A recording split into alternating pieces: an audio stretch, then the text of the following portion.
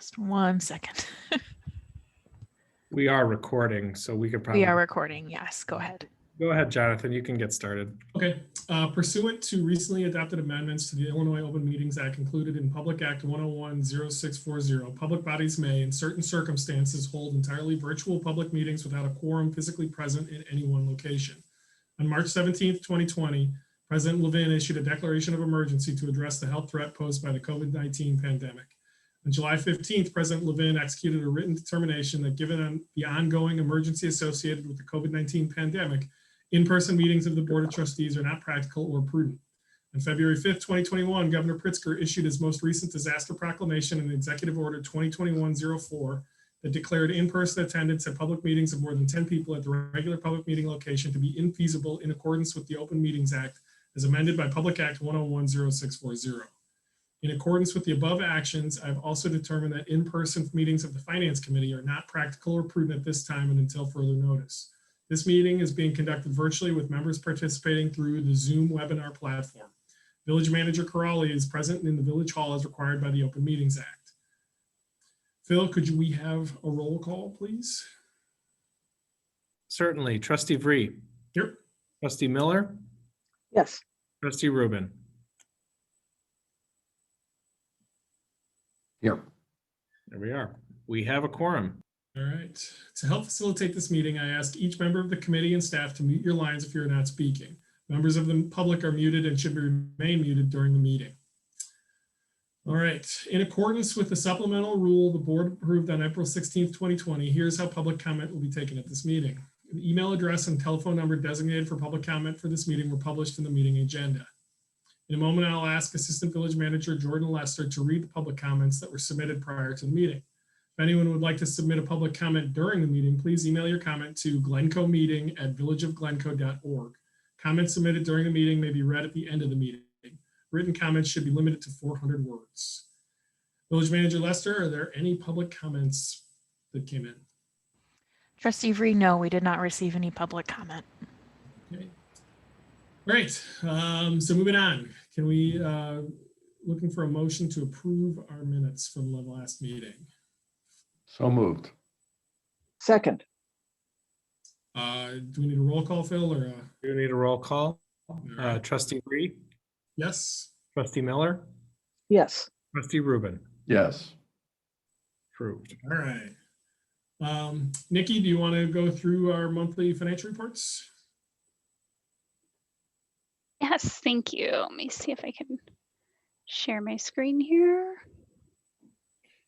Hello, everyone. Sorry to be late. Hi, Larry. Hey, Larry. Hi, Larry. You're just in time for the treasurer's report. Oh, the most important part.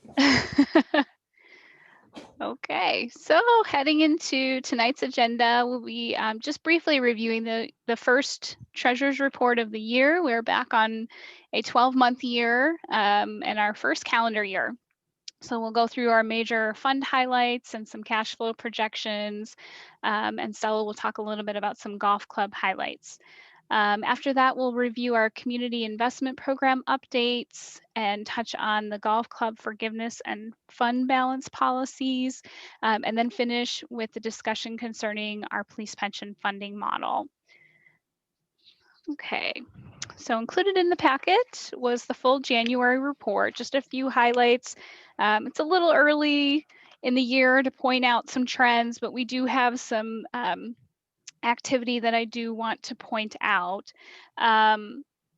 Property taxes are higher than last year. Last year, we did not receive our first property tax distribution until February. Usually this is remaining property tax distributions that have either been disputed or delayed for whatever reason by the county. So we usually get one final distribution. So we got it a little bit earlier this year. So that's reflected in the report. On income taxes, these continue to come in very strong. It's higher than the prior year and higher than our budgetary targets. We're really continuing to see the benefits of that supplemental income from unemployment wages, and it's just continuing to perform strong. Our sales taxes are higher than the prior year. This represents October sales, and I'll touch a little bit more on that in just a moment. Our permit revenue has unfortunately taken a dive from where it was in November and December. It's lower than last year. However, we do have some permit activity in the hopper that I'll review in just a moment. Let's see. And then just one note, as we talk about the format of the report going forward, for comparison purposes, we have modified this prior calendar year to date column just so you're looking at apples to apples. So it's not really a fiscal year comparison because it's hard to compare a 10-month year with a 12-month year. So if you were to look back at old reports, these numbers aren't going to match. But we've tried to adjust them so you're really looking at a comparison there. In terms of the water fund, both of these are higher than last year and they're not too far off from budget, especially early in the year. We are continuing to see strong revenue performance in the water fund, really contributing quite a bit to the new meter technology that's in place, reading a lot more accurately. As we've talked about for the last few meetings, we are actively working with many of our residents and have been able to identify some leaking fixtures and irrigation systems using that new technology. So there's been a lot of positives that have come out of that so far. In terms of the cash flow projections, I did say we were going to come back to sales taxes. The January receipt for October sales was really strong. It came in much higher than prior year and above where we were expecting in terms of budget. But February, we saw a little bit of a dip. Now, this could just be timing, and we'll take a look at that probably next month when we have the March receipt, which would be December sales. That's really where you would see a lot of that holiday activity kick in. But we're actually not that far off of budgetary targets for what we were expecting for that February receipt. So I don't want to sound any alarms at this point. I think we're too early for that, but it is something to just note that we'll continue to watch as the year advances. Use taxes are continuing to perform strong. We are expecting at some point that this will start to dip once that new state of Illinois legislation takes effect, and we'll see use taxes decline down and sales taxes start to climb up kind of correspondingly. It's a little bit of a left pocket, right pocket. So we are working on some reporting options of how we can show that to you in aggregate. So we'll be able to compare year to year a little bit more accurately. Income taxes we touched on a little bit. These continue to be above targets for February. In terms of building permits, although we are down for the month of January, we do have 9 single family residential applications that have been submitted and under review, and 3 more that are pending that we expect to be receiving. So we are still seeing that continued activity, and the timing might just be a little bit off for this month. In terms of the projected impact, this is really hard to do in the month of January. There's too many outliers to really think about what we're going to be seeing as we go forward. Right now, if we receive revenues as we expect, we are running a $200,000 surplus. But if you remove the amount of money that we just pulled down from IRMA, which was about $250,000, we're actually looking at about $50,000 below. So that'll be something we just have to continue to watch as we go forward, and we'll update that number on a monthly basis. One other note included in the report, we did note that our overtime year to date has been lacking. And I'm so sorry to Dave Mao and his team because I think I jinxed you, that our overtime was running low for the month of January. However, when we start accounting for all of the snowfall events, unfortunately, we've had 18 of them this year, 11 in January, 8 in February. and most of the ones in February were over the weekend or in the evenings. So a lot of that snow control is going to happen with overtime. So we do expect total costs for overtime with snow event with all 18 events to be about $100,000. It's not too far out of the budget for the year. However, we're only in February. So that is something we'll continue to watch. And if we need to make an amendment to the budget, that's something we'll bring back to the board for further discussion. And then lastly, I just want to touch on, I don't want the committee to think we forgot about this. We are working on report modifications moving forward to incorporate the golf club financials.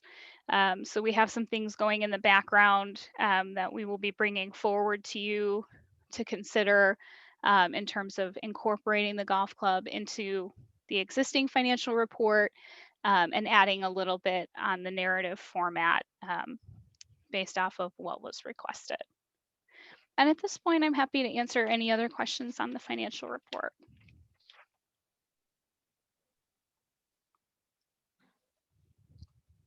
Okay. I don't think there are any. I think we can. All right.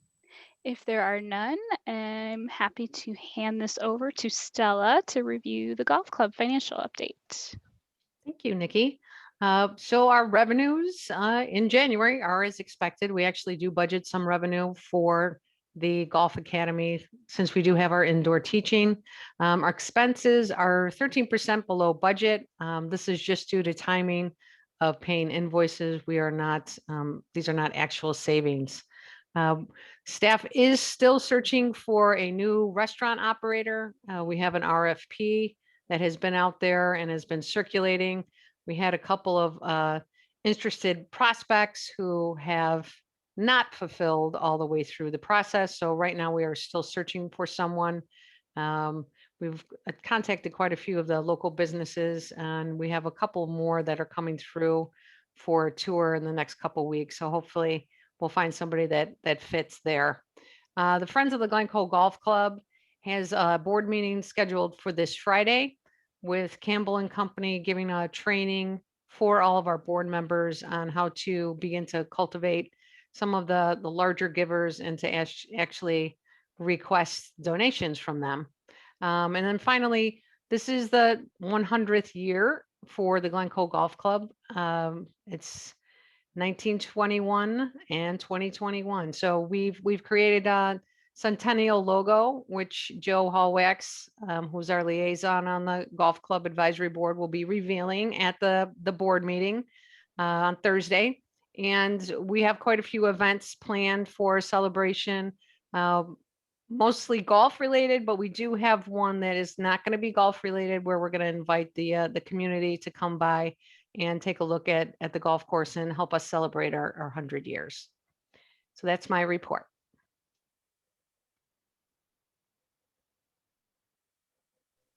Any questions for Stella? Okay, moving on. Thanks, Stella.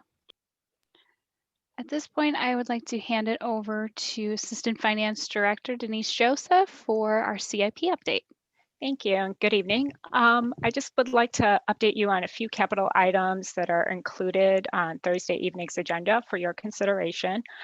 We do have them highlighted here in gold. The first one is the annual residential concrete sidewalk and curb replacement program. This is for a total amount not to exceed $200,000. In addition, for your consideration Thursday evening are 2 public safety vehicles for a total cost of approximately $66,000. This does include the trade-in of 2 existing squads. And then lastly, we do have a Public Works 2.5-ton dump truck. This is a vehicle that is actually used for a variety of operational support, including the village's snow and ice control program to plow and salt streets. The total cost for this vehicle, including trade-in of the existing truck, is approximately $197,000. And then moving on to the next slide, if you recall, this was presented last month. This breaks down when the funds are expected to be expended based on quarters. Not a lot of updates here for this month, but I do want to point out, following the feedback we received last month at the Finance Committee, the slide has been modified to include a column for multi-year projects, in addition to listing the projects in order by when we anticipate them to come to the village board for the board's consideration.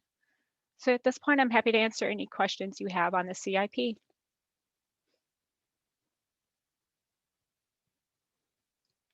Okay, there's no questions. I will turn this over to Finance Director Larson.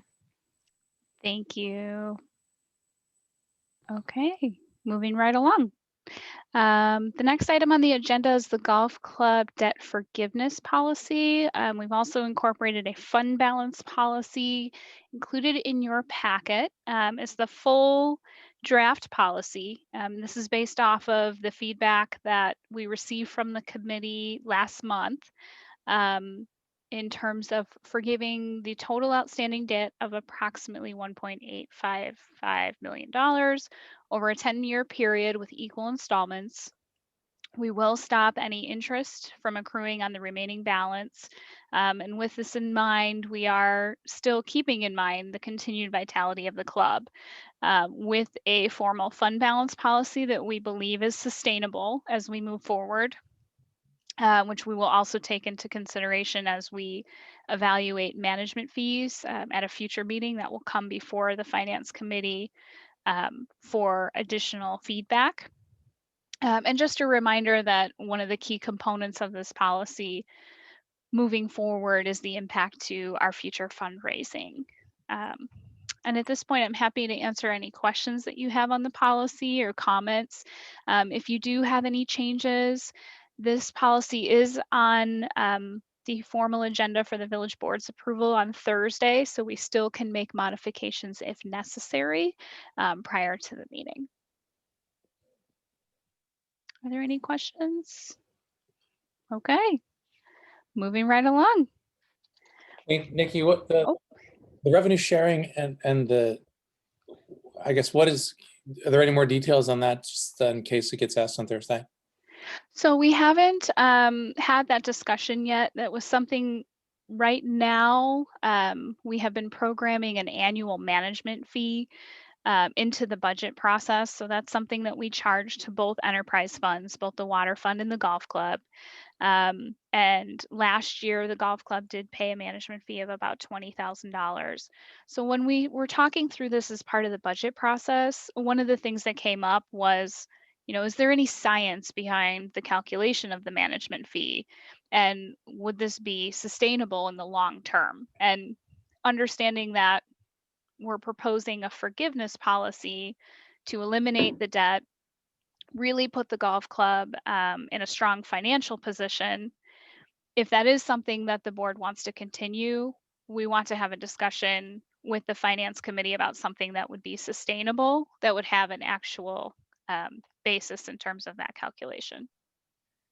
Okay, thanks. And I would also mention historically 2 facts that we should always sort of check in the back of our minds. When we talk about the debt being $1.8 million, approximately half of that actually is not real debt. It isn't money that was given to them. Approximately half of it is just interest on the outstanding debt that hadn't been paid. So it was a non-cash transfer debt. In addition, when we talk about management fees, et cetera, we, for a period of time, did not collect the management fees because we wanted to build up the cash available in the golf club's account to let it pay for the engineering and other things that were going on with respect to designing the new golf club and the changes that need to be made to the golf course and parking and everything to make it so it's sustainable for the next 100 years. And so when we think about whether or not we should go back to actually collecting a management fee, last year we did because we were sort of in a transition period. But when the board again addresses that the way it did many years ago when we stopped collecting it, one of the questions would be, is it better to not collect a management fee and just to allow those dollars, instead of being transferred from one fund to the other, to be available to pay for expenses and things that we're incurring in terms of the replacement of the ancient clubhouse that's about to fall down, and the questions with the maintenance facility and all the other things that we're addressing as part of this changeover. So there are policies and thought processes that the board had made decisions on a number of years ago that it's now appropriate, because we're right in the heart of getting all this done, for thought to be given to how we're going to handle it going forward. And that's what Nikki was referring to, as to the fact that we will actually have more discussions at the finance committee about it as we go forward, so we can make reasonable and appropriate decisions for the time sequence we're in now.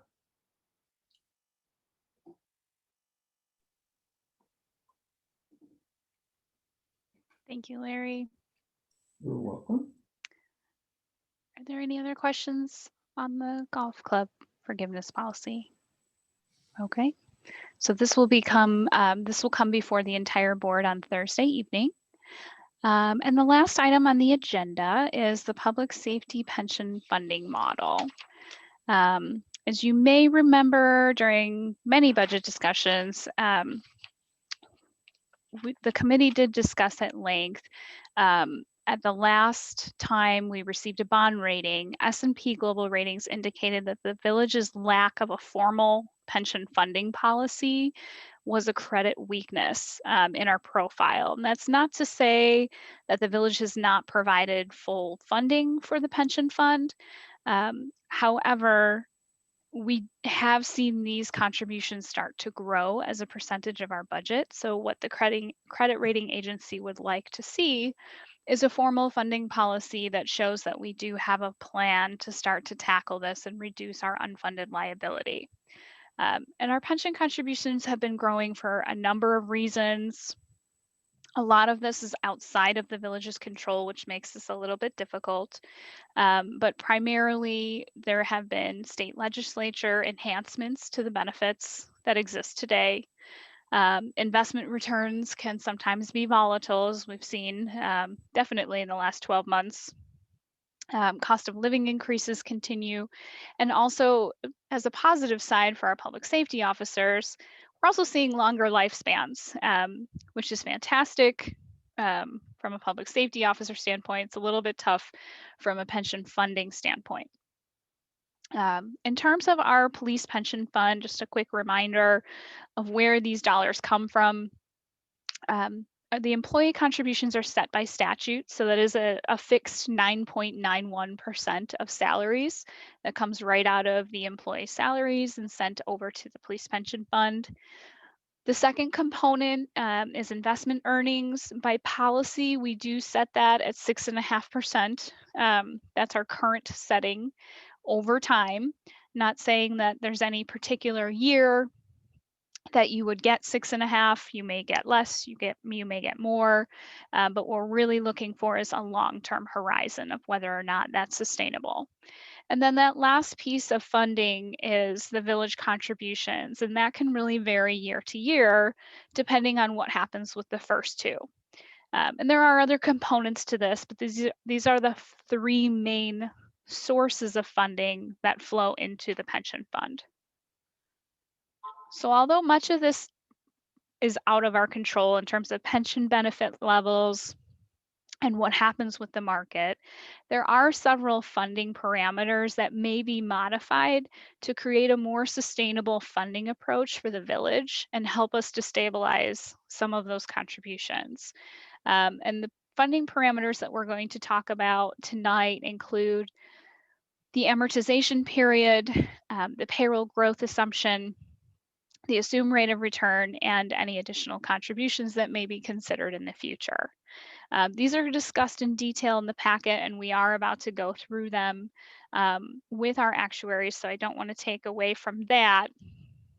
But at this point, I would like to turn it over to our actuaries. We have both Jason Franken and Heidi Andorfer present today. And I'd like to turn it over to them to present the pension funding model for you.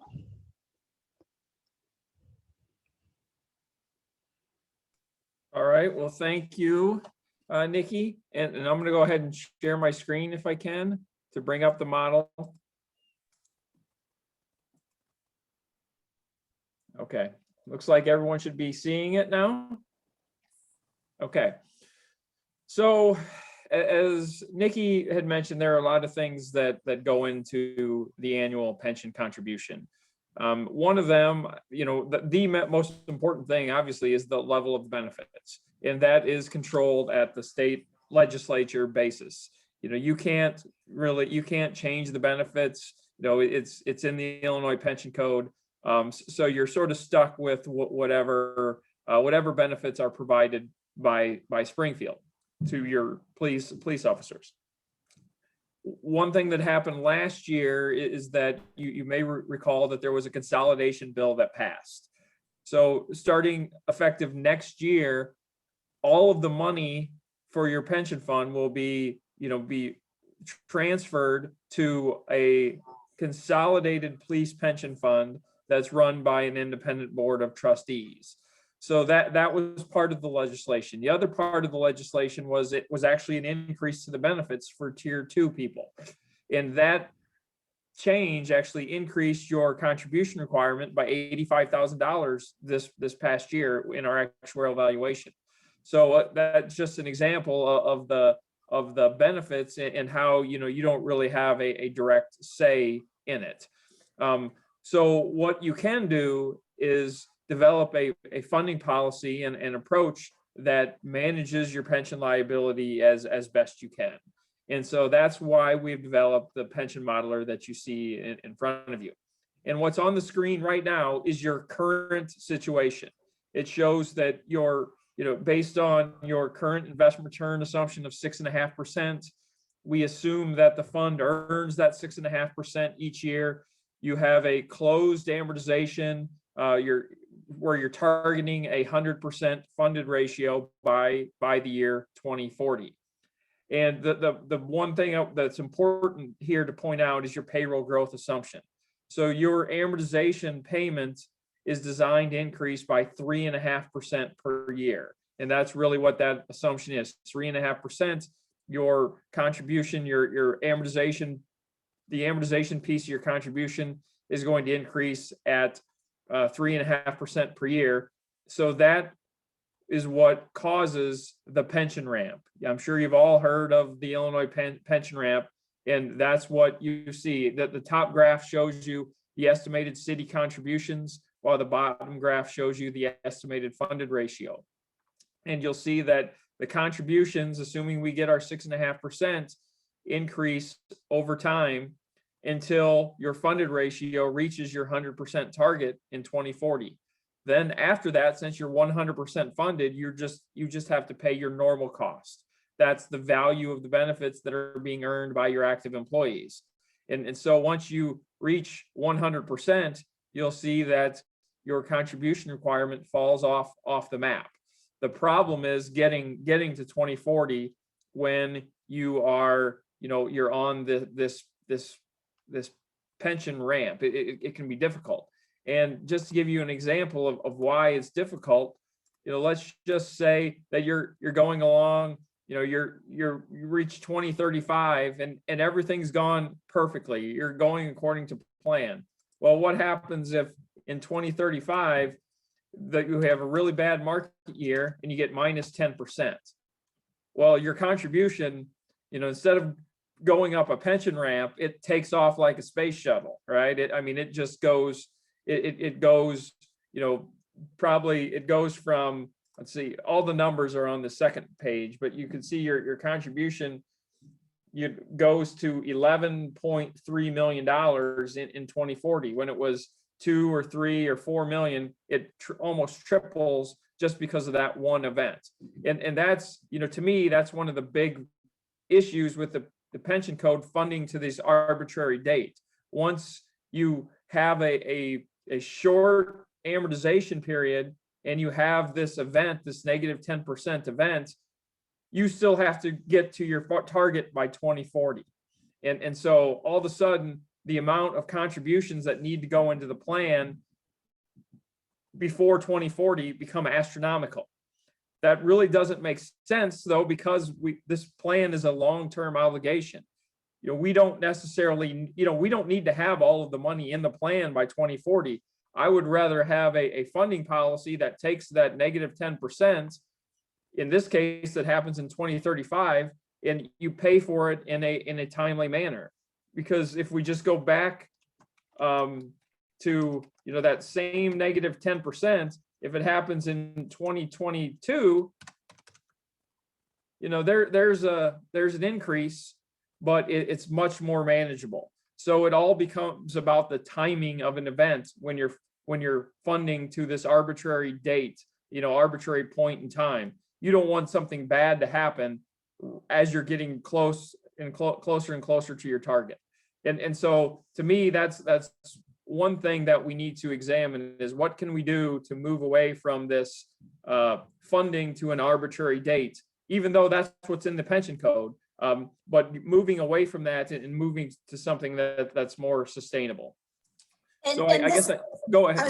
This is Heidi, just for a second, to be clear, what's in the Illinois pension code is not necessarily actuarially sound. So you may hear that and think, why wouldn't we follow what the pension code says? Pension code sounds pretty serious. It's arbitrary. It was arbitrarily set by legislators who were not actuaries. That's very, very true. And in fact, well, before I move on, if you have any questions, feel free to, bring them up at any point in time. I don't, we don't need to wait till the end. I mean, I could talk about this modeler for hours, and I know you probably have other things to do like shovel snow, and you'd much rather be doing that than listen to me drone on for hours. So back to Heidi's comment about the Illinois pension code, one thing that I will say is that you're actually already funding in excess of the Illinois pension code since you're targeting 100%. What the Illinois pension code says is that you need to actually have a 90% funded ratio by 2040. So once I make that change, you'll see the blue line, your current contribution could be lower and still meet the statutory requirements. But what happens is you end up paying more over time. You see a much bigger spike as you get closer to 2040. And then your contributions after 2040 are larger as well, because you're no longer 100% funded, you're 90% funded. So you still have interest that you need to pay on that unfunded liability. And if you look over here, if you compare the two scenarios, your current approach of funding to 100% versus the 90%, you'll see that funding to 100% saves you $8 million in city contributions over the projection period. And that's because you are paying more now. So pensions are pay now or pay later. And when you pay more now, you get the benefit of larger investment income. And that investment income reduces the city's contribution requirements, in this case by $8 million over the projection period. The other thing regarding the legislature is they are currently, there's proposed bills to extend that amortization to 2050. So if we make it 90% by 2050, which is what would potentially be in the pension code, if you were to follow that approach, you can see what that does to your pension contributions. It would be great, right? In the short term, you would get a $500,000 reduction in your contribution requirement. So that part of it would be great. But what is not so great is the pension ramp and pension spike now becomes that much larger. And in this case, 100% by 2040 compared to 90% by 2050 results in almost additional $26 million in city contributions over that period, because obviously once you get closer to 2040, you're paying almost $7 million per year. The other thing that, one of the other big issues with this 90% by 2050 is it creates significant amounts of negative amortization. And what's negative amortization? Well, negative amortization is when the payment doesn't cover the benefits that are being accrued plus interest on your unfunded liability. So you end up in a situation where you're making the payment but your unfunded liability continues to go up each year. It's like having a credit card bill of $1,000 with $100 of interest, and you pay the minimum that the credit card company gives you of $25. You've met your obligation from the credit card company's perspective for the month. You paid the $25, but what you've ended up with is a next month bill that's $1,075 because you didn't pay the interest. And that's exactly what happens in this scenario. If we go to the table page where we see all the numbers, you'll see that your current unfunded liability is 27.1. And then when we make the change to the 90% by 2050, you'll see that your unfunded liability continues to grow. And it continues to grow for many, many years. In fact, it takes, your unfunded liability would continue to grow all the way until the year 2036. And it's not until 2037 that you actually start making a dent in your unfunded liability because the contributions are much, much higher. So that gives you an idea of what going to a 90% by 2050 scenario looks like. You're not going to pay down your unfunded liability in the short term. And in fact, it's going to grow significantly for the next 15 years before you start paying it down. And it takes you're at $27.1 million of unfunded liability now. You're not expected to have less than $27.1 million of unfunded liability until the year 2046. So for the next 25 years, you're going to make contributions for the next 25 years to get to where you are today. And this is the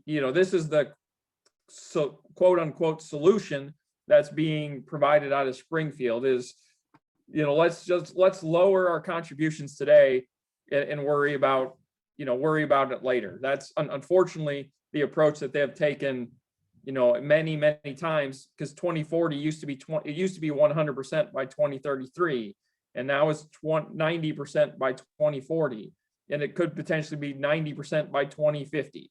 So what is coming out of Springfield, as you can tell, does not have your best long-term financial best interest in mind. It's really a mechanism by which it allows as many municipalities as possible to satisfy their pension obligation, even though they're not really satisfying their pension obligation. They're just deferring the problem. That's So how are there we get to a $4 billion deficit. Yes. Thinking. Yep. Yeah. We have, the state plans have, I don't know what it's up to, $140 billion or whatever. Yeah, this is exactly why, because it's never about how are we going to get rid of the unfunded liability. It's about providing some budgetary relief in the short term. So I'm going to go back to the 100% by 2040 just to give you, a couple of, other things to think about. So one, the payroll growth assumption. Ideally, we would like to lower this as much as we can. And what I mean by that is our 3.5% increases, we're going to have significant increases built in going forward. One of the things that we could do is go to a level dollar approach where we make that 0%. Now you eliminate that pension ramp. Granted, there's a spike up initially, but your contribution stays pretty level as a result, because you don't have those increases built in to your contribution pattern. So that's one way to do it. Obviously, that's a pretty big spike. We're going from 2.5 million of contribution to 3.1. So it's a $600,000 increase. Maybe you can't afford that. So you could potentially walk it down. Maybe we go to 2.5%, where there's still some increase built in, but it's not quite as bad. So examining ways to lower that assumption to eliminate some of the pension ramp is something that I think we need to consider. In general, I will say one of the big issue, the biggest issues with the pension code is that the contributions are not large enough today. They're too small today because we're not paying down our unfunded liability. But then on the back end, I would say that they're too large. These contributions by 2040, there's no need to have your plan 100% funded by that particular date. It's just at that date, as I've discussed, is really a political football that just gets moved when people are looking to save a little, to free up some money in the short term.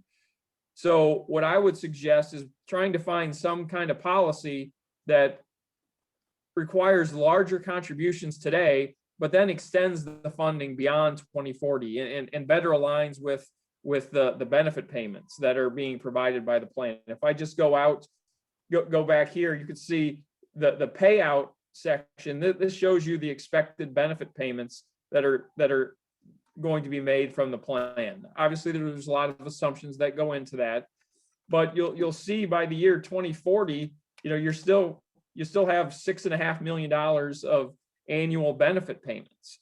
So you may have reached 100% in 2040, but you still have benefit payments that are being paid for a long time after that. So one of the approaches, and this is something IMRF has looked at, is going to an open amortization period. So what's an open amortization? Well, rather than funding to 2040, you're always funding on a 15-year basis. And so going from where we are today, which is about 20 years to 15 years, you've shortened your amortization, you've shortened your mortgage. And so there's a bump up in your current payments, but then you are paying, since you're paying down your unfunded liability, your contribution, doesn't go up. In fact, it starts to go down, and you'll see it's pretty flat here. But there still is some of that, the pension ramp sort of built in because of this 3.5%. So ideally we'd end up somewhere where, okay, maybe we go to a 15-year open amortization, but we also need to lower this payroll growth assumption to, let's just say 2.5. Then, that there's a little bit larger of an increase up front, but then we are getting closer to that 100% funded ratio. If you look at the funded ratio, we are not getting to 100% by 2040 or any other date. But what is happening is that we are always making progress towards that goal. And if there's a year where we have 0%, okay, there's a change there, right? It goes up a little bit, but it's manageable. And you're going to continue to pay down the debt and eliminate it when you have a funding policy that's based on a long-term approach. One of the things that I hear often is, well, why are you picking 15 years? I always hear, the average career or the career is 30 years. Well, let's go to a 30-year amortization, open amortization. Well, if you do that doesn't work because your payments aren't large enough. If I go back here, you'll see that you have perpetual negative amortization, meaning that your unfunded liability is going to increase every single year of the projection. And that's just because a 30-year amortization with a 3.5% level payroll approach doesn't work. If you made it a 0%, if you had level dollar, and you used a 30-year amortization, well, that's getting a little closer, right? I still think 30 is too long because you're hovering around 86%. But I think it's important to understand you can't pick all of these factors in a silo. You have to understand how all of these factors interact with each other, because like I said, at a 3.5% payroll growth assumption, 35 years it's suicide. It's not going to work. But if you had level dollar, well, then it becomes, okay, maybe it's not so far off. Maybe we could do 25 years. Well, that doesn't look too bad. But again, it's important not to just cherry pick the various factors without considering how they interact with each other. In fact, I think that's been one of the flaws in the Illinois Pension Code is they say, well, we want level percentage of payroll. Oh, we want 30 years. And never have given thought to how those factors, when combined, what they do to the long-term financial status of the plan. Okay, if I go back to sort of the baseline scenario, one of the things there's a lot of people have been talking about is making some additional contributions. You could do that at one time. There's been a lot of pension obligation bond talk. I haven't heard of anyone pulling the trigger on one of those, but I've had several discussions. The other thing is, okay, what happens if we were to put, I don't know, pick a number, $500,000 in the plan for the next 10 years? What does that do? Well, you'll see that, okay, our required contribution is going to become a little more manageable since we're putting in that higher amount. But again, since it's only a temporary change to your contribution policy, it doesn't necessarily fix the problem. It obviously helps if the more money you put in, but coming up with a long-term funding policy that addresses the issues of the negative amortization and the short-term funding, the 2040 funding, I think that's really important and something that we need to think about in more detail. I've been rambling on here quite a bit. I'm interested to hear if there are questions or if there are things that that you want to see me model on the screen here. I'll do whatever I can. If you take return assumption 5%, what happens if you take the return assumptions across the board to 5%? If we made it 5%? Yes. Well, it's so, okay. So I meant to address this and I haven't yet. I would think that we want to do some scenario planning and to put some variation analysis around it. Yes. Yep. And so we can vary it, but this is probably going to be the opposite of what you think. But it's only set up right this minute, and I can change that to increase the assumption. And the reason I would consider, the only reason I do that is because of that consolidation bill that was passed. And once all of the money is in the trust, in the consolidated trust, all of the investment restrictions that your plan currently have, all of those restrictions go away. So they'll be able to invest in things to get a higher return. Additionally, the investment expenses should be less than what you're paying now. So going forward, I think the plan will be able to support a slightly higher investment return assumption. My guess is that the consolidated fund. So I'm just curious to see that we model it out at different levels. Yes. Yep. So what I've shown here is 7%. I work for a pension benefits company, so we do this all the time. So I don't share your optimism that Illinois getting into a bunch of liquid private equity investments at these levels is going to be this magic return assumption higher. So I just think that we have a duty to look at return assumption various levels, higher and lower. Yep. So it's locked right now. I will update it just to show what it looks like if we lower the assumption. But one of the things that I can show you is that if we're assuming 6.5 and we get 5.5, let's say, it gives you an idea, and we continue with that 100% by 2040, that means we have perpetual investment losses built in to the system. And so when there's perpetual investment losses, you're going to pay for that over time in the form of higher contributions.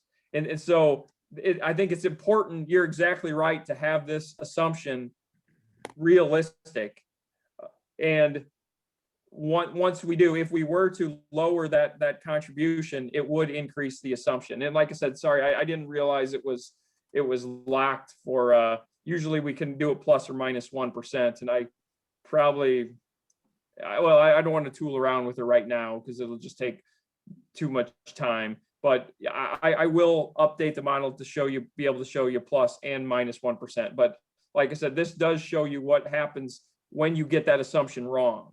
If you're at 6.5% and you only earn 5.5%, there's significant increases to your contribution because you have to make up for that lost investment income that you were expecting. Great, thanks. Jason, can you talk a little bit about IMRF's investment returns and how you think those could compare to a consolidated model with public safety pension? Yeah, so I'm obviously not an expert on the investment returns, the investment market, but IMRF is currently using a 7.25 investment return. I think they are actually considering lowering that to 7%. My guess, and this is just purely a guess because the Consolidated Police Pension Fund hasn't, I don't think they've talked asset allocation. They haven't had any of those discussions yet. But my guess is that they'll be, they'll want to be someplace, they're using sort of IMRF as their model. So my guess is that they're going to want to be somewhere in that 7 to 7.25% range with their long-term expectation. I think 7% is probably more prudent. I think, like I said, I think IMRF has considered lowering that to 7. And so I find it hard to believe that the consolidated plan will go all the way to something like 7.25 when the trend is down. We do have a graph that shows. Well, that's not it. That's your Val. But I do have some historical information about investment return assumptions across the country. In 2001, the median was 8%, and well over 50% of the funds were at 8% or higher.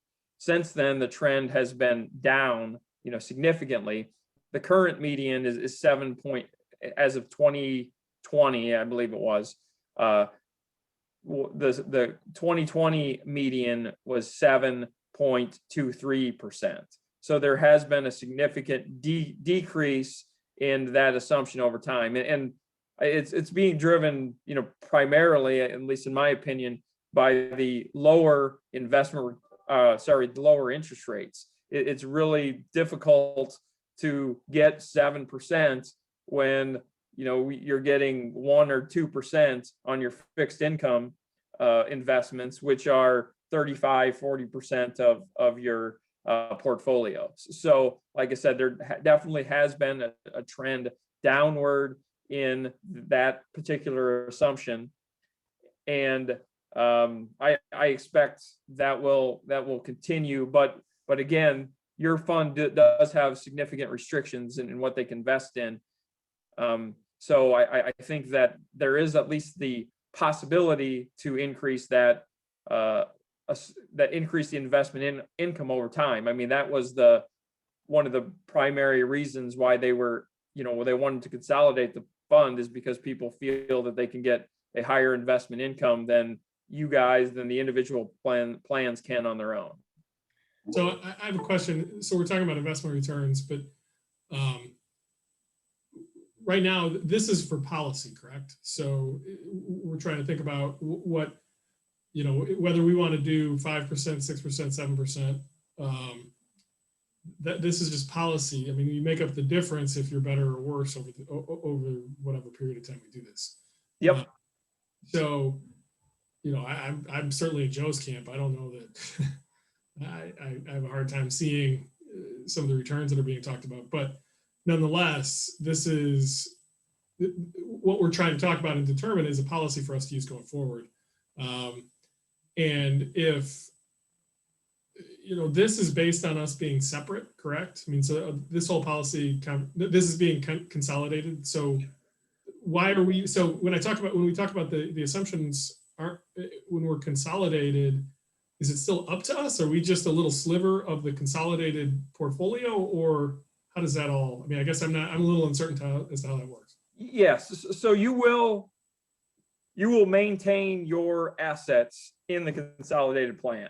So they're not all going to be pooled together. There's going to be, you know, for the police plan, there's 360 or so different police funds in the state. All of the money will be brought into one pool. It'll be invested.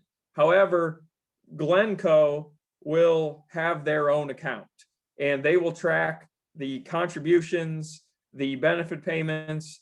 You'll get you will be allocated your share of the investment income. And so you will have a separate account. So it's not all pooled together, because that, you know, the last thing that you would want is for all your money to be pooled together, and then you end up subsidizing some of the retirees and communities that have plans that are 10 or 12% funded. But so we still have the opportunity to make our own policy. Yes. So, okay. Not our own policies. We have a percentage of the fund. Yeah, we're not making, what I'm hearing is we're not making our own investment decisions, which is Correct. Yes. The policy that I'm talking about is the policy for funding the pension, not. Right. Oh, okay. Yep. That we maintain our right to fund more than the state requires, which is what we do. But and what we're talking about now is And the assumptions that we use, correct. right, to help with S&P ratings. I mean, to help with our pension funding, but also to make sure that we are appropriately accounting for our pension obligations for the S&P, when they rate us, doesn't ding us for not having a policy, correct? Correct. Yes. Yep, And that's also in an effort to try and get a hold on how fast the contributions are growing. I mean, we've Right. really seen those skyrocket, especially in the last 5 years, if you look at our pension contribution history. So really trying to look for a policy that will make it sustainable and a little bit smoother over time, rather than seeing what Jason's referring to at that pension ramp. There have been conversations about consolidated actuarial studies. It has not taken hold with this public safety pension contribution or consolidation, but that is how IMRF works right now. So IMRF, the village's contributions are determined by a central actuary with the IMRF fund, and then we are given a percentage of salary that we have to contribute going forward. So that is handled centralized. We're not at that point with the consolidation of public safety pension. Yeah, and that's going to be a real difficult thing to do for the consolidated police fund, mostly because the IMRF plan has always been together. They've always had the 100% target. Their contribution has been more actuarially sound. So there is definitely variance in the funded levels from one IMRF plan to another, you know, based on communities. But there is no, you know, we work with one plan that is going to run out of money in their pension fund during 2021. It's an absolute certainty. They will have no money left in their fund. Meanwhile, I have another plan that's 125% funded. So bringing those, if this new public pension plan, consolidated plan says, well, we're going to fund to 100% and everyone has to do that, there's some communities that are just going to throw up their arms and say, well, we can't afford that. You know, we can't afford the 90% by 2050, let alone the 100% by 2040. So it's going to be, you know, very difficult for the consolidated plan. You know, currently the Department of Insurance does an actuarial evaluation, and it is done based on the statutory minimum amount. That's the methodology. There's no variance. If you want to use the DOI report, you can, but it's based on 90% by 2040. And so that's why most funds hire their own actuaries is because they want a contribution approach that is more actuarially sound than what's in the Illinois Pension Code. That, and also DOI doesn't provide the GASB information that's needed for the financial statements. Jay, So I guess just to summarize that, the fund has not opined, or they haven't let us know what their intent is. They might just replace the DOI with that statutory minimum approach. And if so, you know, you will continue to have your own actuarial evaluation done for GASB purposes at least. But to the extent that you come up with a funding policy that is different than the statutory minimum, you know, you would want to do those calculations every year too. Listen, I've got some questions. Do rating agencies care what policy we have as long as we have a reasonable one? That's my first question. Yeah, I don't think, you know, I never quite figured out the rating agencies, but I will say that if you have a plan and it's reasonable, I think that carries a lot of weight with them. So if you come up with, you know, something that is going to eliminate your unfunded liability and doesn't have negative amortization in it, or at least minimal negative amortization, and you're going to reduce and eliminate your unfunded liability, you know, I think they view that positively. If you're funding the minimum based on what's in the Illinois Pension Code and you don't really have a plan, you know, I think that's where people get dinged the most. So I think having a plan that's reasonable and sticking to it is something that they really look for. Okay, so then my next question is with the individual assumptions and your what you just mentioned about sticking to it. So if right now you've put in for payroll growth 3.5%, we've got to pick a number there that we think is the most likely, and we might choose a number that's lower than that. And then if we turn out to be wrong, if we pick 2.5% and it's higher than that, then we're going to have to play catch up. So, well, hold on a second. Is that not right? No, if you pick 2.5, this assumption, it's like a bond in that the lower the assumption, the higher the contribution is today. And so Okay. If you pick the lower number, that's actually, you know, you would, in the perfect world, you would pick 0%, you would have a higher contribution.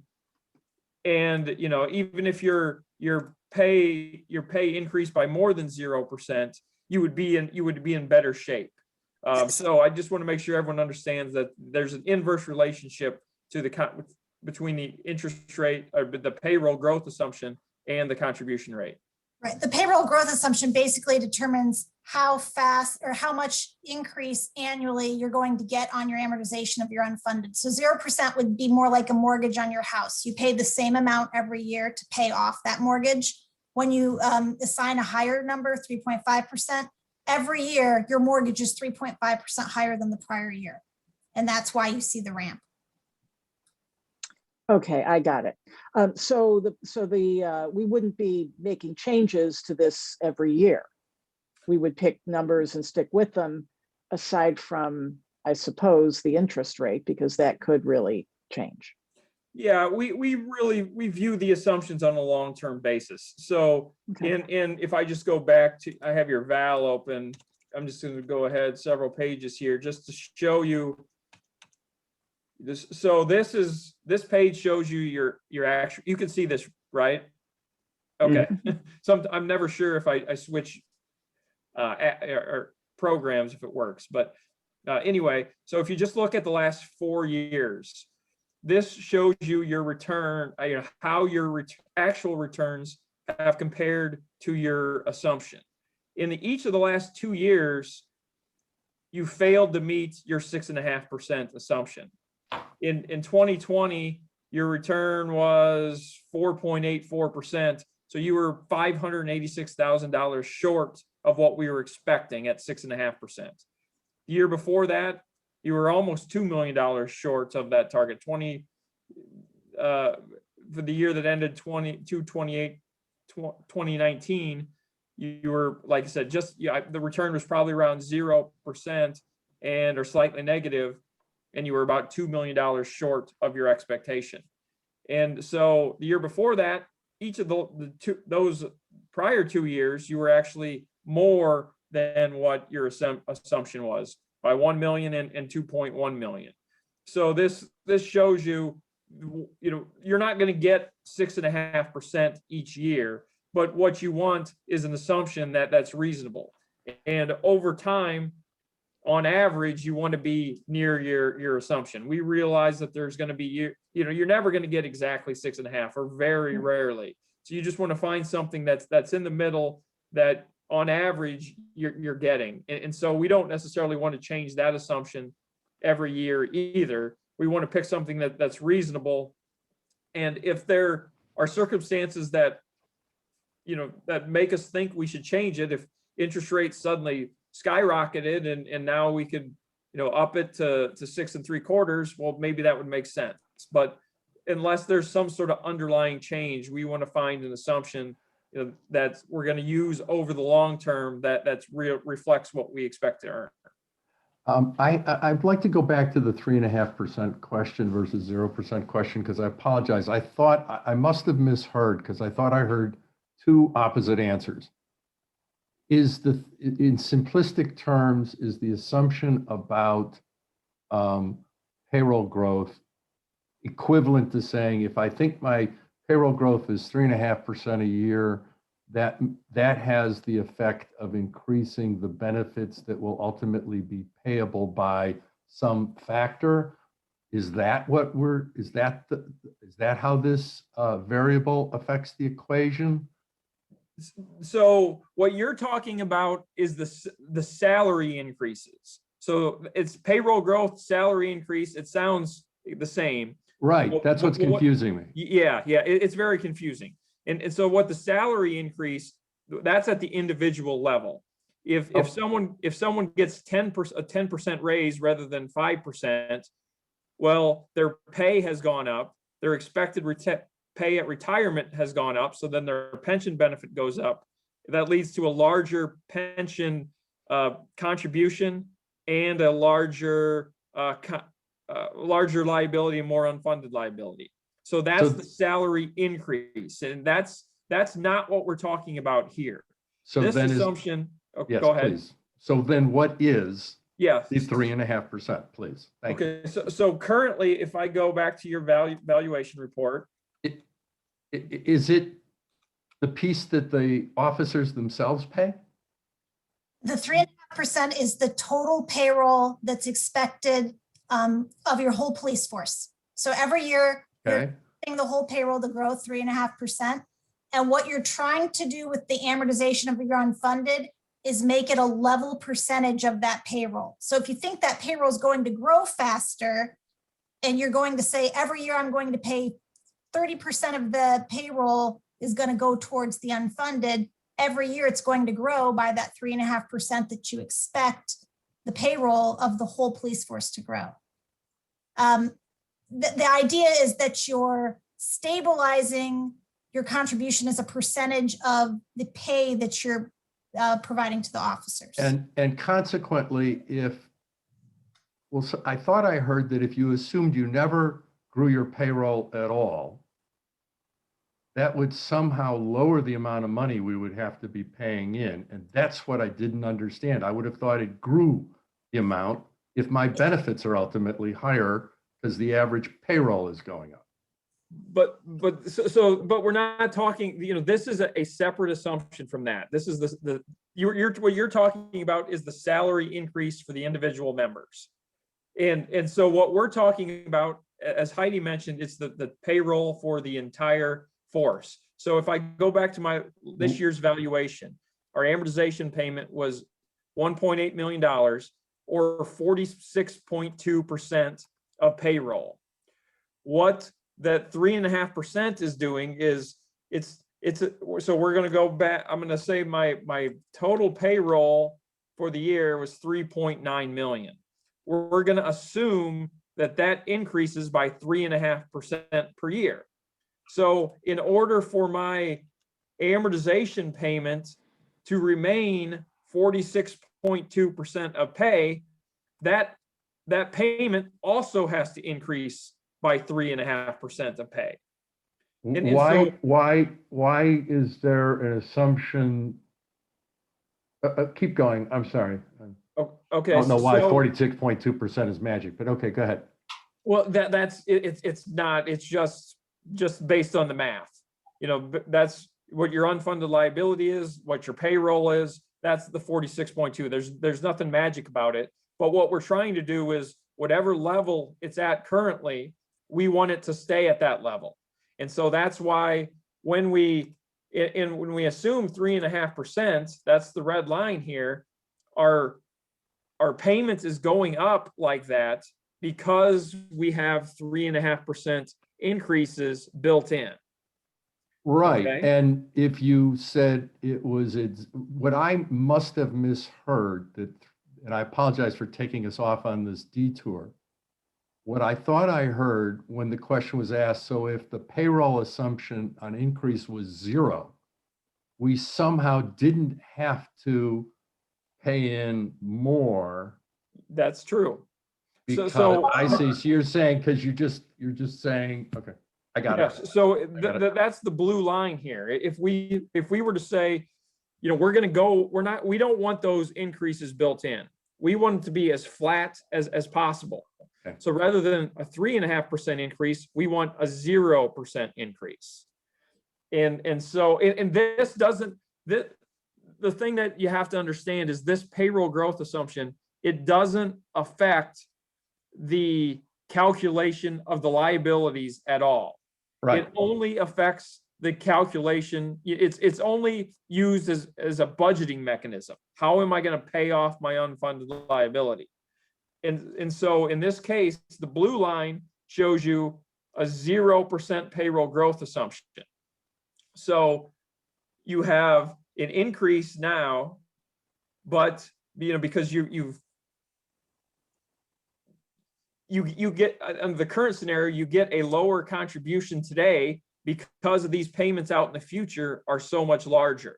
So in order to flatten the curve, if you will, you have to have a higher payment today, and that higher payment leads to additional investment income. You're getting more money into the plan today. It's earning 6.5%. You don't have to pay as much over the long term because you put more money in today.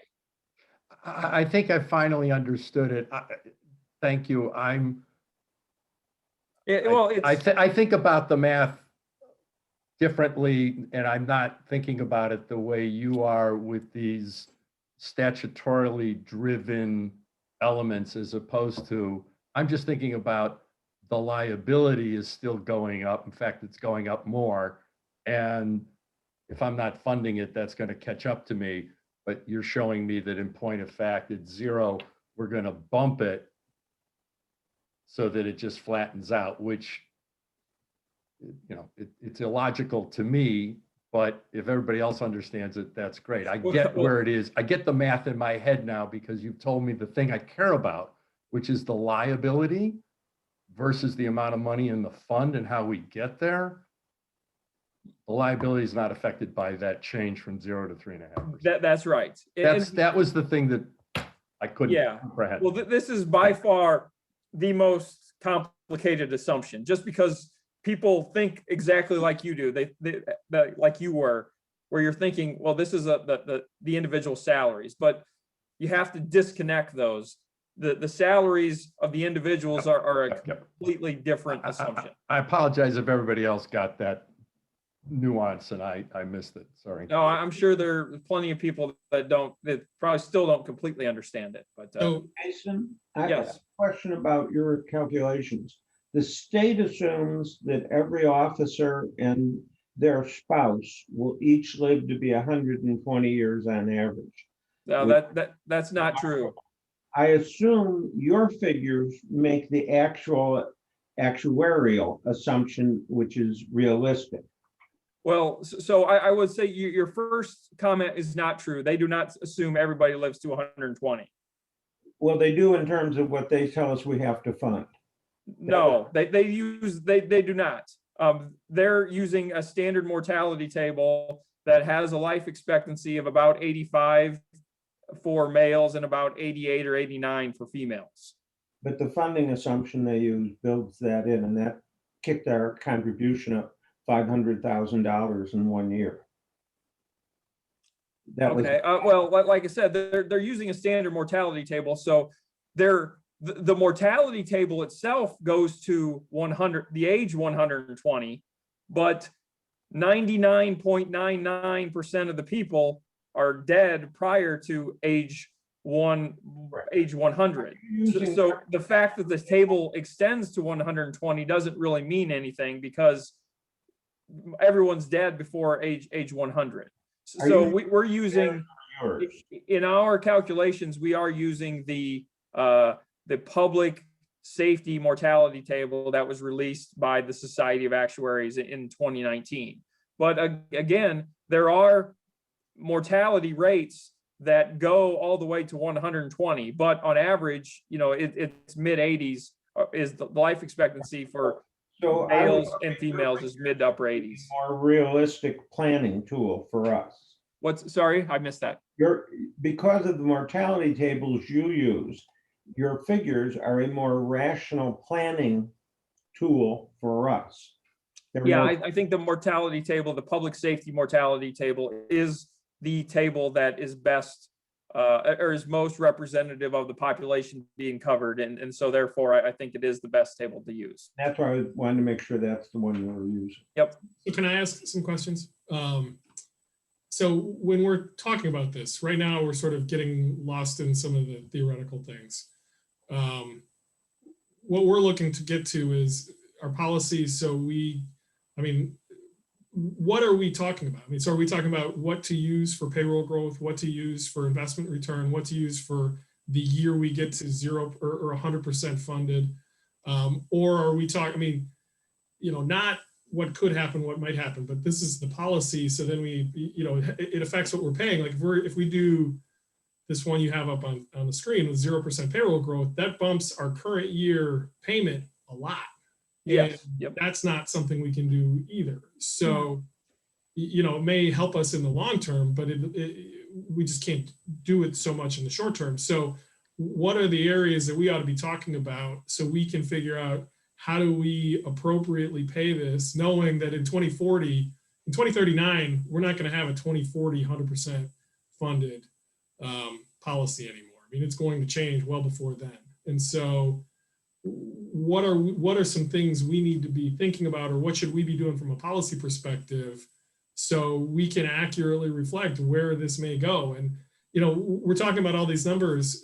Does anything ever focus on unfunded liability where we say each year we want to pay down a certain amount of the unfunded liability and attach our policy to that? Or is it always these numbers that from a layman's perspective are pretty difficult to understand? Yes. So I think ultimately what you're trying to do is to eliminate your unfunded liability. So you have to figure out the mortgage approach that is going to provide you with the greatest probability of being successful in eliminating your unfunded liability. Right. So I would say what you're doing right now is shopping for a mortgage. What can you afford? What is the best way to pay down your unfunded liability? And knowing, an unfunded liability never stays the same. So it's, it's changing every single year. Yep. So you're going to have a new mortgage every year. But if you're making a payment that is, if your funding policy is eliminating your unfunded liability, then you can withstand increases or decreases to your unfunded liability. Why don't we much, talk much about easier. those things, the things that, you know, what are the decisions we need to make? Well, so I think ultimately, you know, I would recommend something similar to what I'm showing right now. I think an open amortization, while it's not perfect, I think it can be, you know, it can be successful. And but there's a big caveat there. All of the factors need to work together, like I said earlier. So I think the IMRF is moving to an open amortization. I think moving to an open amortization that's 15 years makes sense. And again, I would want to lower that payroll growth assumption from 3.5 to you know, maybe 2.5 to start with. There is still there still is a bump, you know, a pretty considerable. How do we smooth that bump out while doing? I mean, I agree with everything you said, except for the fact that we go from, you know, is that a $600,000 increase in a single year? Yeah, approximately. Yeah, 2.5 to 3.1. I mean, So yeah. So one approach we've seen is to take that payroll growth assumption and keep it where it is today, but then plan for annually reducing it maybe 25 basis points a year, or if you can afford it, 50 basis points a year. So you start off at the 3.5% level, which may be less painful, and then you grow into the assumption that you ultimately want to end up at, which might help with the short-term volatility of the change to the new funding policy. But if we, is there a way to bring it down? By, you know, so it's 200,000 this year, 200,000 next. So it's rather than a 600, then gradually getting lower. I mean, the blue line, you know, this is, I mean, I'm assuming these are in absolute dollars, not even inflation adjusted dollars. So, you know, our payment in 2035 is going to be below where it is now. And in future dollars, it's worth a lot less. And so, you know, Jonathan, you're spot on. And that's what I want to know is I want to know, how can we get, you know, why are we trying to do something that has such a significant bump now, or quote, savings that drop the amount later over time, as opposed to try to flattening that blue line out a bit, more along the lines you're talking about, and understanding that future dollars are inflation adjusted. Sorry to interrupt. And so, yeah, these are all things that we consider. Another thing that IMRF is doing, for example, they're not taking that huge leap up front. You know, they're at 22 years or whatever their amortization is at. They're going to walk it down, you know, sort of stay on the red line until they get to the 15 years, and then just keep it at 15 years. So they're gonna phase into it.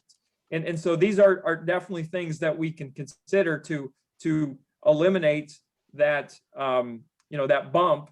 You know, we can phase into, you know, phase these factors in.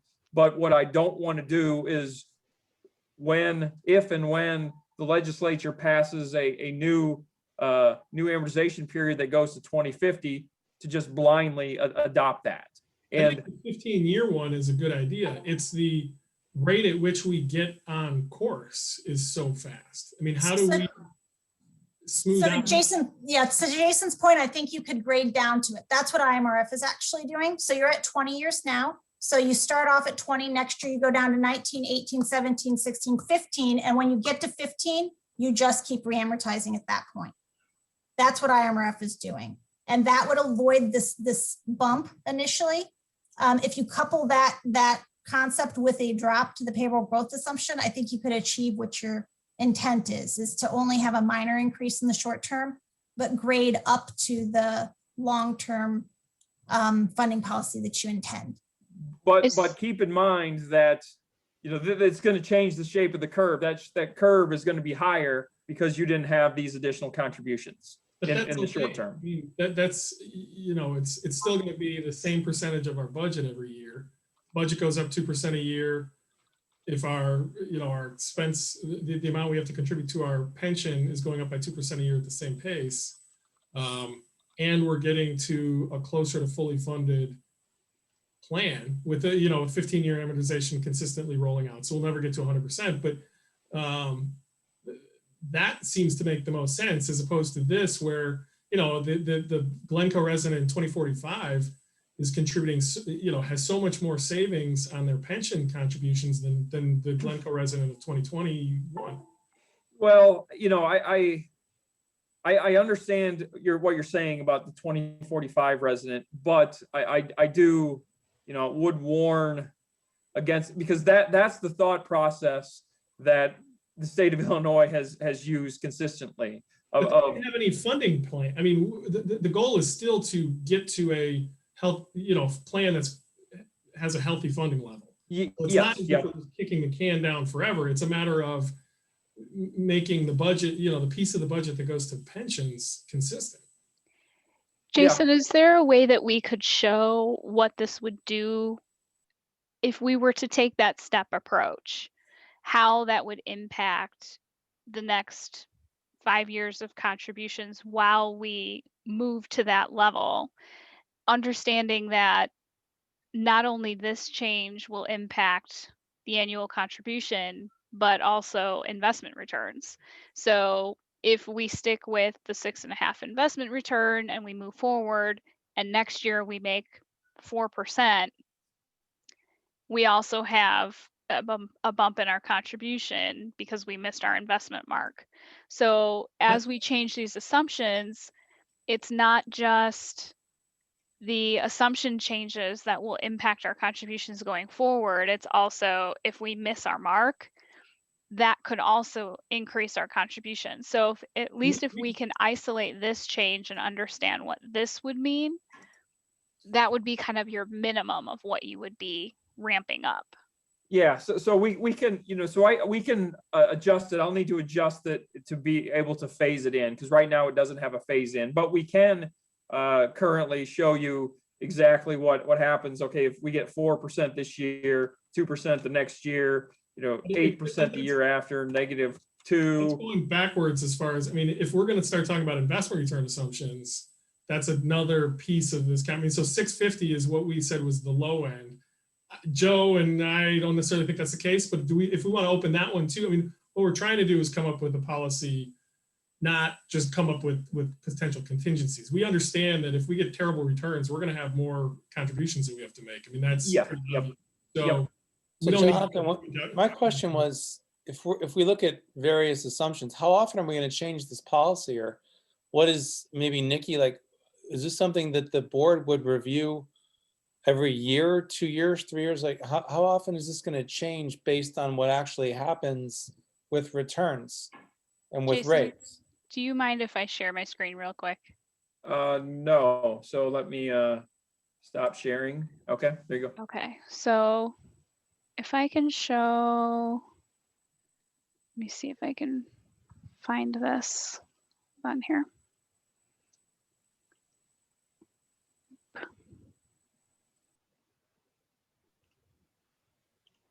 Hold on. That's not going to do it.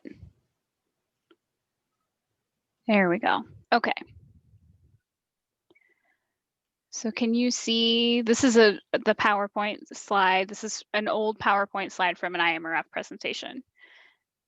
So when we talk about investment returns, and Jason and Heidi, maybe you can help me through this a little bit, but the concept with a consolidated investment return assumption is long-term, right? Because ideally the village of Glencoe is never going to go away. This pension fund will always exist. We will always need to fund this. So you're not necessarily looking at fluctuations year to year. You have to look at it over time. So when you look at, and I realize IMRF from a sizable standpoint, you're talking about $38 billion fund.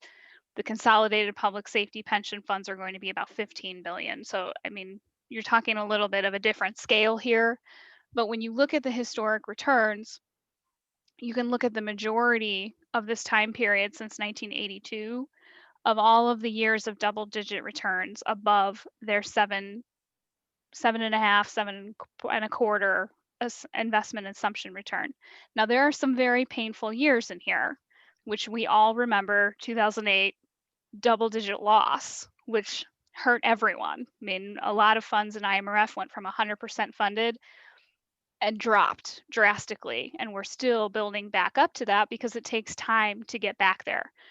But when we consider a 6.5% interest rate return, we have to look at this very, very long term and not just what we're seeing recently. So that was just what I wanted to show, as we start to get into the discussion going forward. But to answer your question, and Jason or Heidi, stop me if I'm wrong here, but what we're looking for is a sustainable pension funding policy that we will look at every year, but it's not something that we're going to try and change every year. It's something that you have to kind of get to a point where you set something kind of like an investment strategy where you buy and you hold at a certain allocation and you wait that out to allow it to take effect, because again, this is all long term. We're talking about getting to a sustainable funding level over time. It's not going to happen in the next 10 years. It's certainly not going to happen by 2040. I think we can all tell that by the graph. So that's ultimately our goal, is to pick something that's going to be reasonable over time. Yeah, I agree with that. And I think it's important to pick something that's reasonable and, just let it play out. I mean, that's what happened, what the state of Illinois has done is they tweak it every 7-8 years. And, if they allowed this to go to 20, if they didn't change it to 2050, well, the plans would be improving their financial status at a much greater rate in the next few years, just because the amortization is getting shorter and the payments would be larger.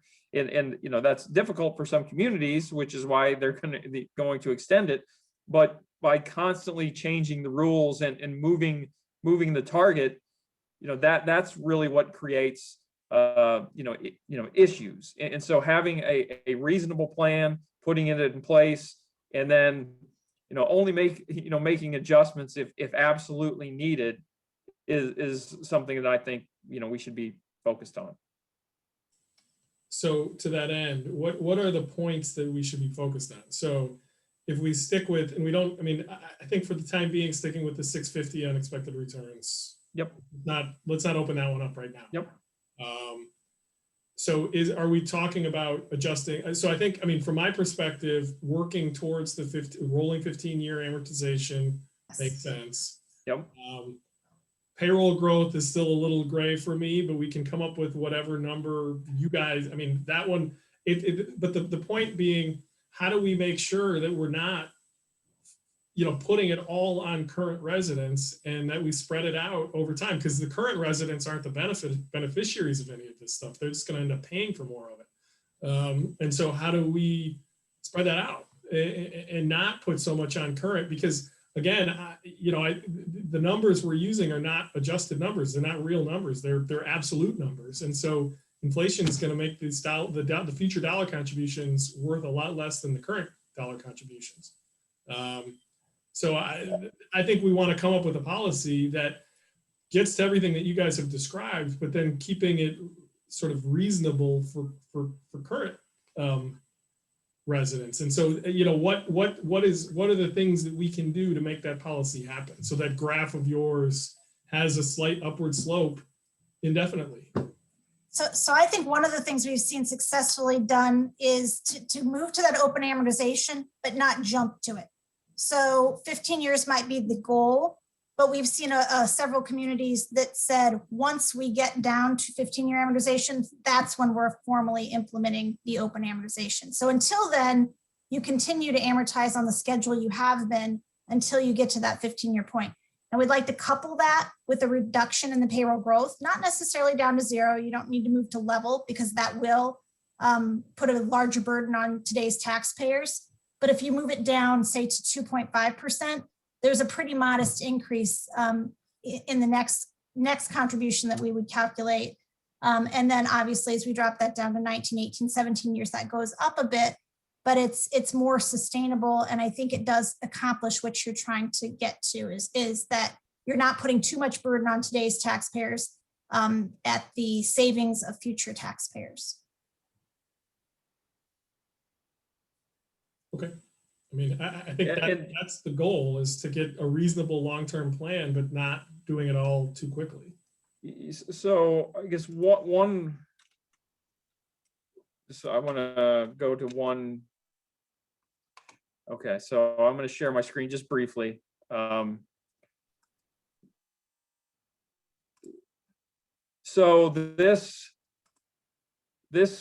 from our actuarial evaluation, this is the 2020 report, sort of based on your current funding policy that, you're about 20 years, you're at 3.5%. During 2020, you're scheduled to shave off $40,000 out of $27.1 million of unfunded liability. So to me, that says that there needs to be an increase to the current contribution, because otherwise you're not, and that you're in a $27 million, you have a $27 million hole. So the taxpayers, it's going to be difficult for them only to pay for the services that they're receiving, that because we have this unfunded liability. So we don't need to go all the way there in one step, like Heidi says. We can phase it in, but we need to, at $40,000 a year, it's going to take a long time to eliminate $27 million of unfunded liabilities. So, inching that number, that contribution number upwards is something that, I think it has to happen. And otherwise you're never going to, get a fence around your unfunded liability. But if you were to do it at $150,000 or $200,000 a year indefinitely, so Yep. not just at the beginning where then this stuff starts to fall. I don't think we ever want to see it fall. I don't think it should fall. Because, I mean, to me, it's the percent of the budget should stay the same if possible. Whether we think about this as in and of itself, it's still just a portion of the budget that we have to contribute to pensions. And so ultimately getting to a reasonable level that's percent of funded plus not, plus having the same percent of our overall budget roughly going toward pensions, to me is that would be my goal. I mean, I don't know if everybody else agrees, but that would be, I think, what seems fair from the public safety, making sure that they're fully, that their pensions are going to be there. That's going to happen because we want to get to a point where these things are in a healthy shape. But then also having inflation as being a component of what we're thinking about, not just the number, that. So anyway, but that would be what I would like to see, is sort of a smooth blue line that, doesn't have a cliff, doesn't have that spike, and knowing we're going to have investment returns that are going to vary. And if it gets to a point where we have to adjust it because for whatever reason we adjust it. But so anyway, I don't know if anyone else wants to weigh in, but that would be. That makes sense to me. What I'm hearing is that's a great goal, but if we, if we're $2.5 million and we've got 2% inflation, and that's an extra 50 grand next year, what I'm hearing is drop in the bucket. You get $27 million unfunded pension liability that we're not knocking down quickly enough. Is what I'm hearing. Am I wrong about that in terms of how the math works? I mean, we're looking at increasing it though. I mean, we're not talking about what's yeah. No. So, I think as the actuaries, we're here to, give you sort of the, what we think needs to happen. And that's why you guys get the big bucks to figure out how to make it happen, what you can afford. So, I'm not saying that you have to do X, Y, or Z, but what I'm trying to say is ideally this is what you need to do. And I understand there are budgetary constraints and there are a lot of factors that I have no idea about that go into this. to figure out what is, what you can do and how quickly you can do it. I mean, as long as you're not following the Illinois pension code, you're in a much better shape than a lot of places. So like, if I go back to this just for a second, I tried to find a scenario that is sort of described what you were talking about. And we have a little, if I make it the 17-year period, there's a little bit of a bump there, or an 18-year period, that's pretty flat, in terms of absolute dollar amounts. So like I said, we can try to help you find something, find an approach that's going to meet some of the objectives that we're trying to do, that we're trying to meet, of eliminating the unfunded liability, but keep it within your budgetary constraints. I think if I could just throw in one thought here, is we've gotten some parameters, we've gotten some perspective from the committee in terms of what you'd like to see. I think it's hard to come up with some things, and Jason, you're doing a great job of trying to show some concrete kind of rationalizations of those ideas in this format. I think it's a little bit complicated to do that. What I would think we could do, staff can do, is take the feedback we've gotten from you tonight. This was always intended to be a multi-month discussion. This is really the first opportunity to dialogue over this, and then come back to you with scenarios and alternatives to consider and to play around with. I think with the time that we have left this evening, we would be best served to get any further ideas or goals in mind that you may have, so that we can put all of that together in our discussions and bring something back to you so that you can react to it. So I think if there are further, Jonathan, I jotted down all of your comments. And I think I heard some agreement from Barbara and from Gary on that. If there are other comments, please, share those with us now, and we can take that back and come back next month and in April as well to come up with something. It does not have to happen tonight. I just wanted to reiterate. I completely agree. So the other thing that I haven't mentioned, another type of amortization, is a layered amortization. So what that is it's, currently we have the entire unfunded liability is like one big mortgage, one big $27 million mortgage. Another way to do it, and this is the way it's done in a lot of pension plans across the country, in both the private and the public sector, is that rather than having one big mortgage, you have 15 smaller mortgages or 20 smaller mortgages. And so you continue this $27.5 million. That's your first, that's your first mortgage, and you're going to pay that off over a 20-year period. But then in subsequent years, you always create a new mortgage. And so next year, your big mortgage has 19 years left on it. And then your new mortgage that was created based on whatever happened in 2020, has 20 years. And then the next year you have three different layers, one at 18, one at 19, and one at 20. And so once you're fully phased in, you end up with 20 different layers that are all in varying points of repayment. So you have your oldest mortgage has 1 year left, and your newest mortgage has 20 years left. And so what that accomplishes the same thing as the open amortization, in that it's a long-term funding. You're not funding to any point in time. You're always going to have 20 layers of your unfunded liability that you're paying off. And one thing that this does eliminate is, the volatility that arises when you have one big, base that only has 7-8 years left in it, and you have a bad year and your contribution is going to skyrocket. So that's another option. It is a little bit more complicated.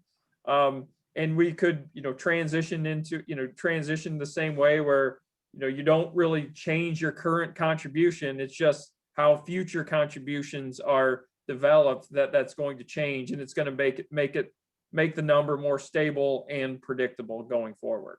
I mean, from my perspective, the layered sounds great, but how do you get there when you have this big thing? Yes, that's really the problem is, I guess we could, we could split it up somehow. I haven't quite figured out how something like that would work, but yes, you're right. That is the problem with transitioning to a layered approach is, we don't want to suddenly make our 20-year amortization 30 years if we can help it, but we could potentially set up different, split it up into varying pieces. Maybe maybe half of it's at 20 years, another quarter of it's at 25 and another quarter's at 30 years or something along those lines. We could tool around with something like that to come up with something. But yeah, that's the big hurdle here is, okay, how do we move from what we currently do to this without really keeping the same problems around?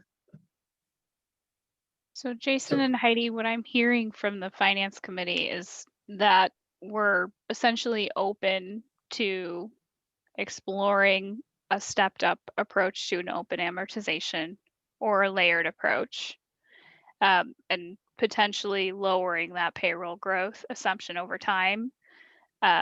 Is that something that we could prepare a couple scenarios for the committee to look at next time, so then you could see what that would do from a contribution standpoint and what that will do for our liability?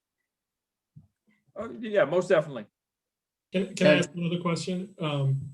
And this is, Illinois got into a problem by not attaching, what they're spending on pensions to anything that had to do with the pension. But is there a way to think about how it fits in with our overall budget? So making sure we're meeting something. So we're addressing the important part of the pension, but then also saying, well, if it's getting up to whatever the number might be in our budget, we're constrained to some degree. I mean, is that possible, or are you being, sort of careless in terms of ultimately you could end up in a position where, again, you're not putting enough in because your liability doesn't have anything to do with it?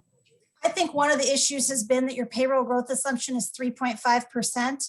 And I suspect your budgets have not been increasing by 3.5% per year. And that disconnect is why you've seen these increases as a percentage of your budget. So I think getting that payroll growth assumption under control will tie this much more closely to your budget. Exactly. And Chair Vree, we could lay some of our financial projections out of where we think the village's budget will go once we have the projections from Foster and Foster and compare the two.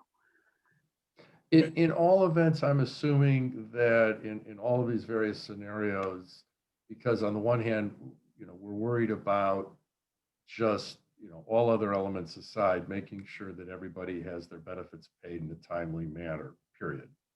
And that the money is there for them as it should be. And that we're not going to be one of the communities that may well default on their obligations. And secondly, that we do it in a fiscally responsible manner, taking into account all of these various complex and integrated circumstances. And that secondly, again, we started off this discussion with, oh yeah, this is something that S&P looks at closely, not surprisingly.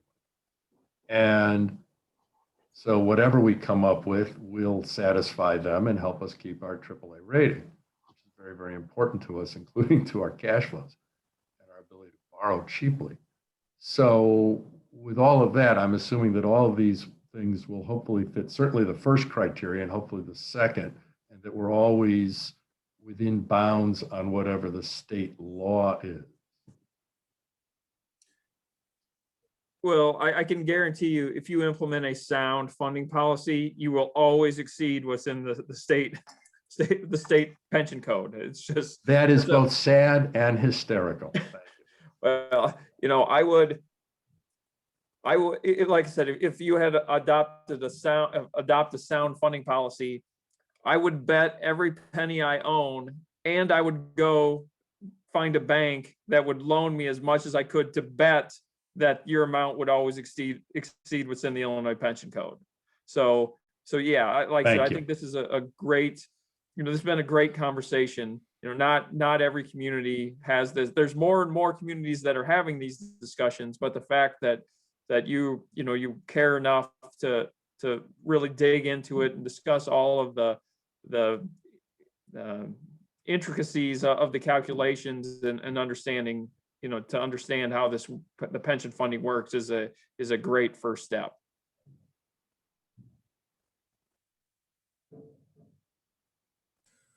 Okay, are you guys, so Vicki, Phil? Sounds like we have our marching orders to prepare some additional information for you to look at, and we'll bring that before the committee for your consideration. Okay. Well, thank you. Thanks for explaining all this stuff to us. And thank you all for bearing with me on that detour I took us on. No. I have a feeling you are not the only one thinking along those lines. Payroll growth is a very confusing concept.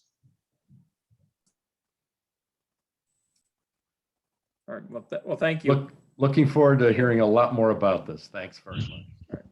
Great. Thanks. Okay, and I think so. That's the last topic we've got, right? That's it. Jordan, Correct. did we get any other public comments during the meeting, Jordan? No, we did not receive any. Anything that anyone else wanted to cover, or are we good to go? All right. We can do a motion to adjourn, I think. So moved. Second. All right. However you want to do it. We'll do a voice. Flip a coin. I see you all nodding in affirmation. Yeah. Thank you, everyone. Okay. All right, thanks, everybody. Thanks. Good night. All right. Good night, Thank you. everybody.